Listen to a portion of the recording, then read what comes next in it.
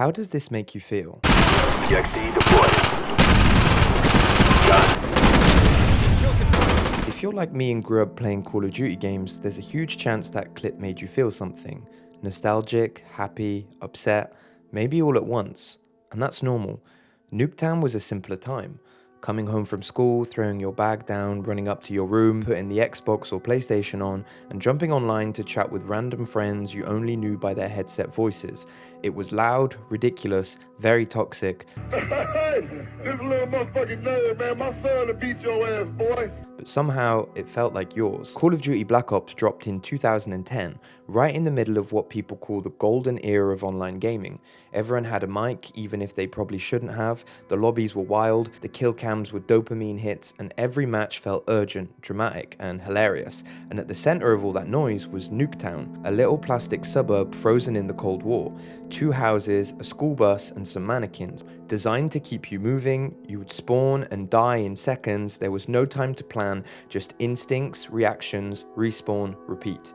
And for some reason, that chaos felt amazing. Nuketown didn't ask for patience, it gave you adrenaline, and looking back, that was probably my first real online experience. It's where I made my first online friends, and we never knew each other's real names, just gamer tags, but it felt like a community. A weird, chaotic, deeply sincere one. I met friends online when I was 10 years old that I still have on Facebook, and now I'm 25, and I've never actually met them in my entire life, but it's amazing to see that maybe one of them had a kid or got married. And when I see posts like that, I realize how deep and crazy our friendship was back then. When I recently saw a clip of someone dropping a kill streak on Nuketown, just a video that came up on Instagram, but something cracked open in me. So I dug out my old PlayStation 3, went to a second-hand shop and found a copy of Black Ops for €7, and I went home and played it again. And when I loaded it up, the music, the menus, the fonts, it was literally like stepping into a memory. Every time you look under a comment section of a video like this, you'll see things like, man, I miss this era, or this was peak happiness. And maybe they weren't wrong. This video is about Nuketown, but it's also about something bigger. About the way these tiny pieces of media get stuck in our hearts, and how our memory and identity, as Young once said, are impossible to separate. Online gaming was at its peak, and COD was everywhere. Midnight releases, people drinking Monster and talking about the numbers from the campaigns. The numbers, Mason.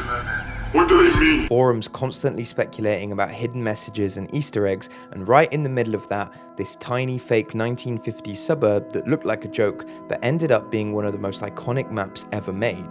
The thing is, Nuketown was designed to be a nuclear test site. It's based on real-life places, literal fake neighborhoods built by the US government in the Nevada desert to test the impact of atomic bombs. So they would set up food in there with mannequins and sofas and fridges and everything, just to see what would happen when the nuclear bombs blew up. And that's what Nuketown was referencing, and you can feel that when you play it. The houses are bright and colourful, but something feels off. It's a simulation of suburban life built purely for destruction, and that's exactly what it was. This map is tiny, symmetrical, and brutal. You spawn and you're instantly thrown into the action. You don't have any time to breathe, let alone think. You're just reacting, throwing grenades across the map, killing in kill streaks, dying, respawning, doing it all over again. That loop, it was pure overstimulation, but it also kind of reflected the way we were all living online, jumping from game to game, never stopping, and somehow Nuketown captured that energy perfectly. And even though the map was designed to simulate annihilation, somehow for us, it felt like home. Nuketown was not balanced and it wasn't fair. You could die 3 times before you even moved. People would spawn behind you, kill streaks would rain down constantly, and if someone got the rhythm right, they could control the entire match. But that's what made it exciting. It felt like controlled chaos, like you were stepping into this 5-minute war where everything could happen, and usually it did. Black Ops came right after Modern Warfare 2, so the expectations were massive, but instead of just trying to outdo the last game, Treyarch leaned into something different, which wasn't about realism, it was about spectacle, high contrast visuals, Cold War paranoia, spy numbers echoing in the menus, and Nuketown captured all of that in one tiny map. The mannequins, the fake smiles, the fact that every match ends with a nuclear bomb wiping out the whole map. Some of my earliest ever videos uploaded to YouTube were me playing Call of Duty Zombies or me talking about map information for a future DLC. And we weren't just playing games, we were living inside them. And when you look back now, it feels like a prototype for something bigger. The short attention span culture, the overstimulation, the constant notifications, the infinite scroll, it's all in Nuketown. It's like a metaphor for the early internet era we grew up in.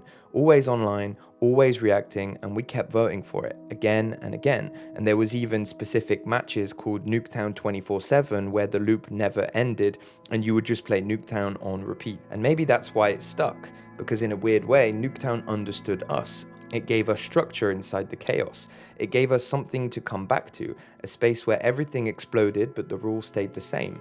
You knew the map, you knew the flow, you knew the spawn points, and no matter how wild it got, it still felt familiar. There's something weirdly philosophical about a game like Black Ops, especially a map like Nuketown, because it's a loop, a tiny violent loop where you die, respawn, and die again, and somehow it feels meaningful.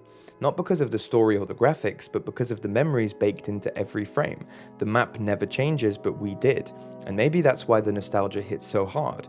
Not just for the game, but for who we are when we played it. It's like this digital space designed to simulate destruction ended up preserving something real. A version of ourselves that existed in that exact moment. One where we were fully present. Headset on, trash talking with friends, losing track of time, a reminder that the things we thought were disposable, a game, a match, a map, might have actually been the places where we first started figuring out who we were. Now I go back to it, it's not really about the gameplay, it's about memory. Like Heidegger said, every man is born as many men and dies as a single one. And Nuketown, weirdly, is one of those places where a few of those versions of me still live. The nostalgia isn't just for the game, perhaps it's for the person I was when I played it.